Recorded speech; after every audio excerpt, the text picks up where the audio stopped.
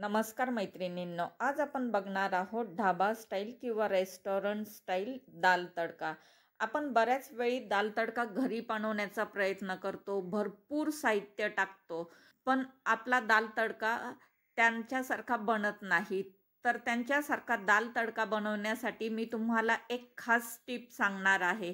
त्यामुळे तुम्ही हा व्हिडिओ स्किप न करता संपूर्णपणे बघा आणि त्याचबरोबर आपण जीरा राईस सुद्धा बनवणार आहोत। चला तर मग वेळ न वाया घालवता ही अतिशय साधी सोपी रेसिपी आणि तीही घरच्या साहित्यात कशी बनवायची हे आपण बघूया। दाल तडका बनवण्यासाठी मी इथे 1 वाटी तूर डाळ घेतलेली आहे। त्याचबरोबर पाव वाटी हरभऱ्याची डाळ घेतली आणि अर्धी वाटी मसूर डाळ घेतली। यापैकी एखादी डाळ तुम्हाला जर आवडत नसेल ना, तुम्ही स्किप केली तरी चालेल। आता ह्या तिन्ही डाळी 2 ते 3 पाण्याने स्वच्छ धुवून घेऊया। आणि हे बघा, असं नितळ पाणी येईपर्यंत डाळ व्यवस्थित स्वच्छ धुवून घ्यायची, कारण त्यावरचं जे पावडर वगैरे लागलेली असते तीही काढून टाकायची आणि त्यावरची संपूर्ण घाण काढून टाकायची आणि अर्धा तास आपण डाळ भिजत ठेवूया। डाळ भिजत ठेवून अर्धा तास झाला की ती कुकरमध्ये काढून घ्यायची। त्यानंतर त्यात अर्धा चमचा हळद टाकून घ्यायची आणि 1 हिरवी मिरची टाकायची आणि ज्या वाटीने आपण डाळ मोजून घेतली होती ना, त्याच वाटीने 2.5 वाट्या पाणी टाकायचं। आता जर तुमच्या डाळ शिजण्यासाठी जास्त पाणी लागत असेल तर तुम्ही थोडंसं जास्तही टाकू शकता किंवा कमीही टाकू शकता आणि त्यानंतर कुकरच्या 3 ते 4 शिट्ट्या काढून घ्यायच्या। म्हणजे डाळ अतिशय मऊसर शिजली पाहिजे इतक्या कुकरच्या शिट्ट्या काढून घ्यायच्या।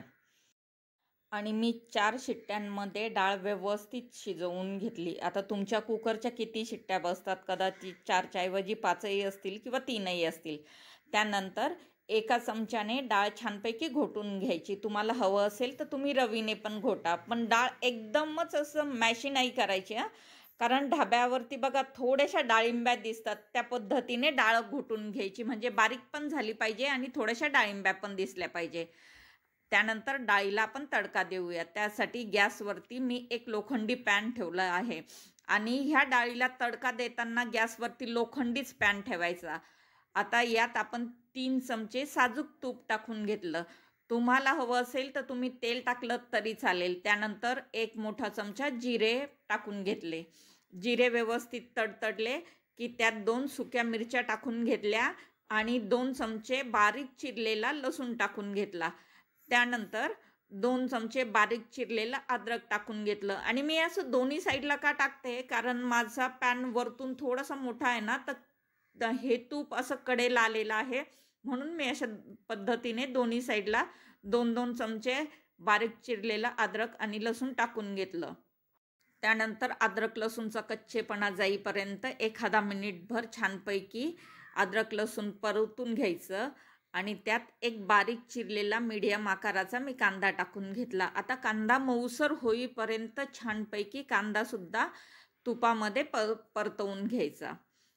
आता यात पाव चमचा पण हिंग टाकून घेऊया आणि त्याचबरोबर 3 ते 4 हिरव्या मिरच्या मी बारीक चिरून ठेवल्या होत्या, त्यासुद्धा टाकून घेऊ आणि आता हे सर्व साहित्य 2 ते 3 मिनिट छानपैकी तुपामध्ये परतवून घेऊया।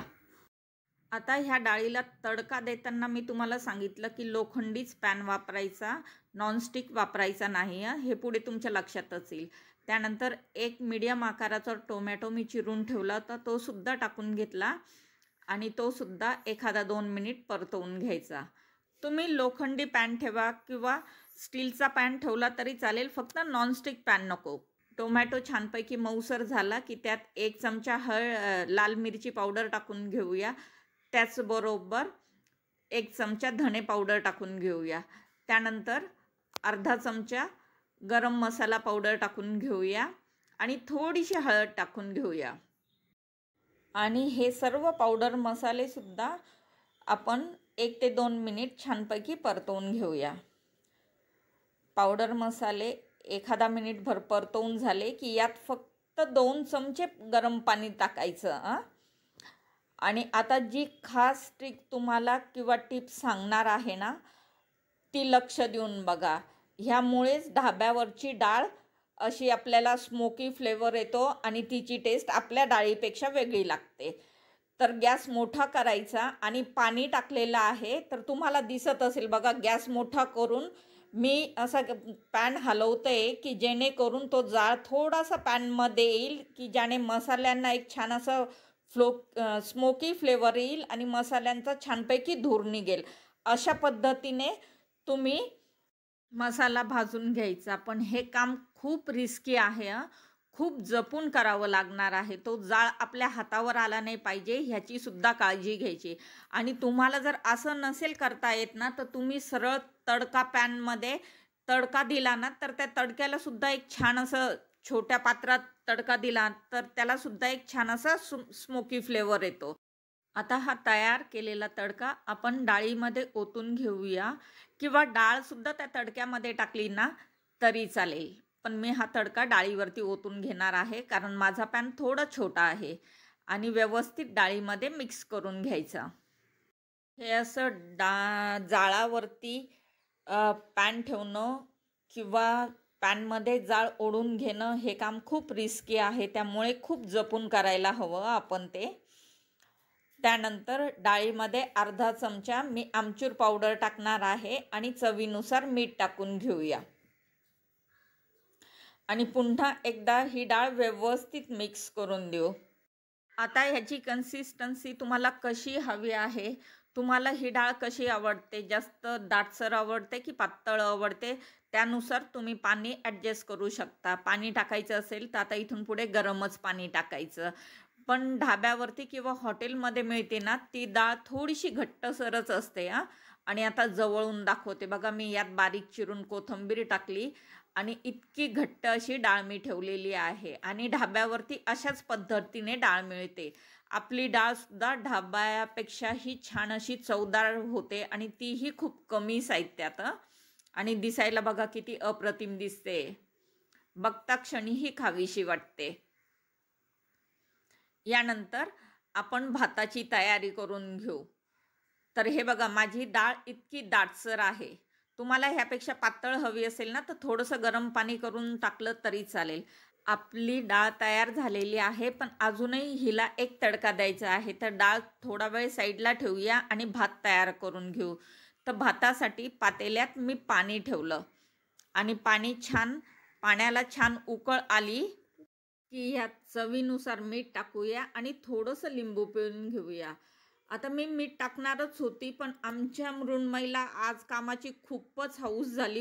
ती म्हणे, आत्या मला काम करू दे, म्हणून मग तिच्या हाताने मी थोडंसं लिंबू आणि मीठ टाकून घेते. लहान लेकरांना तसं तर गॅसपासून थोडंसं दूरच ठेवलं पाहिजे, पण ती आज खूपच हट्ट करते, तर तिने चवीनुसार पाण्यामध्ये मीठ टाकलं आणि लिंबू पिळून घेतला. त्यानंतर हा लिंबू पिळलेला आहे ना, ती साल पण आपण पाण्यातच टाकून देऊ. ह्याने काय होईल की भात छान आपला पांढरं शुभ्र तर होईल, पण मस्त मोकळाही होईल. पाणी आता व्यवस्थित उकळलं. आता यात आपण तांदूळ टाकून घेऊया. आणि तांदूळ टाकण्यापूर्वी मी हा तांदूळ अर्ध्या तासापूर्वी 2 ते 3 पाण्याने स्वच्छ धुवून घेतला आणि अर्धा तास भिजत ठेवलेला होता. आणि मी बासमती राईस घेतलेला आहे. तुम्हाला हवं असेल तुम्ही कुठलाही घेतला तरी चालेल. आणि तांदूळ आपला छानपैकी भिजलेला आहे ना, तर त्याला शिजायला फक्त 4 ते 5 मिनिट लागतात आणि तांदूळ 90% शिजवून घ्यायचा. त्यानंतर यातलं संपूर्ण पाणी निथळून टाकायचं. आता जिरा राईससाठी मी एक कढई घेतली आणि कढईत 2 चमचे साजूक तूप टाकून घेऊया. तूप व्यवस्थित तापलं की त्यात 2 चमचे आपण जिरे टाकून घेऊया. 2 व्यवस्थित गच्च भरून चमचे टाकायचे हां. म्हणजे पोहे खायचा चमचा असतो ना, ते 2 चमचे मी जिरे टाकून घेतले. आणि जिरे छानपैकी फुलले की यात संपूर्ण शिजवलेला भात आपण ओतून घेऊया. त्यानंतर यावरती बारीक चिरलेली कोथिंबीर टाकूया. आता ही कोथिंबीर सुद्धा मृण्मयीच टाकते आहे. आज तिला कामाची फारच हौस आली आणि तिचं बघून कृष्णिकानेही हट्ट धरला की मलाही टाकायचं आहे. तर बघा, ती पण टाकते. पण तुम्ही असं करू नका. एक तर लेकरांजवळ उभं राहा किंवा लेकरांना खरं तर गॅसपासून दूरच ठेवा. आणि आता व्यवस्थित भात आपण जिऱ्यामध्ये मिक्स करून घेऊया आणि 2 मिनटं तुपामध्ये परतवून घेऊया. म्हणजे पूर्ण तुपाचा आणि जिऱ्याचा फ्लेवर आपल्या शिजवलेल्या भाताला लागेल आणि आपला जिरा राईस तयार होईल. अशा पद्धतीने झटपट आपला जिरा राईस तयार झालेला आहे. आता एक डाळीला फायनल असा तडका देऊया. त्यासाठी गॅसवरती पुन्हा मी पॅन ठेवला. त्यात 2 चमचे साजूक तूप टाकून घेतलं. त्यात 1 चमचा जिरे टाकून घेतलं. त्याचबरोबर पाव चमचा हिंग टाकून घेतला. त्यानंतर 1 कांदा मी उभा असा स्लाइस करून घेतला होता पातळ, तो टाकून घेतला. कांदा 2 ते 3 मिनिट छानपैकी गुलाबीसर होईपर्यंत तुपामध्ये परतवून घ्यायचा. कांदा छानपैकी गुलाबीसर झाला की यात 1 चमचा लाल मिरची पावडर टाकून घ्यायची आणि ती सुद्धा अगदी अर्धा ते 1 मिनिट छानपैकी परतवून घ्यायची. आणि आता गॅस बंद करूया. आपला फायनल तडका सुद्धा तयार झालेला आहे. एका सर्विंग बोलमध्ये ही डाळ काढून घेऊया. आणि ही डाळ बघा किती सुरेख झालेली आहे. अगदी हॉटेलमध्ये, ढाब्यावरती किंवा रेस्टॉरंटमध्ये मिळते ना, तशीच सुरेख झालेली आहे.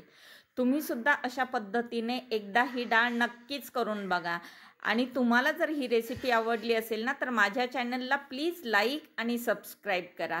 आता ह्या डाळीवरती आपण जो तयार केलेला फायनल तडका होता ना, तो टाकून घेऊया. आणि त्यामुळे तर ही डाळ अगदीच अप्रतिम, दिसायला तर अप्रतिम दिसतेच, पण खाण्यासाठीही खूप छान लागते. आता थोडीशी कापलेली कोथिंबीर टाकूया. आपला दाल तडका तयार झालेला आहे. तोही अतिशय कमी साहित्यात आणि खूपच झटपट तयार झाला आणि अगदी ढाब्यापेक्षा किंवा रेस्टॉरंटपेक्षाही टेस्टी असा दाल तडका तयार झाला. आता हा दाल तडका तुम्ही जिरा राईस बरोबर खाऊ शकता, स्टीम राईस बरोबर खाऊ शकता, चपाती बरोबर खाऊ शकता, नान बरोबर खाऊ शकता किंवा पराठ्यांबरोबर खाऊ शकता. अशी ही टेस्टी रेसिपी तुम्ही एकदा नक्कीच करून बघा. आता पुन्हा भेटूया अशाच एखाद्या नवीन व्हिडिओमध्ये, अशाच एखाद्या झटपट आणि चटपटीत रेसिपी बरोबर. तोवर बाय बाय.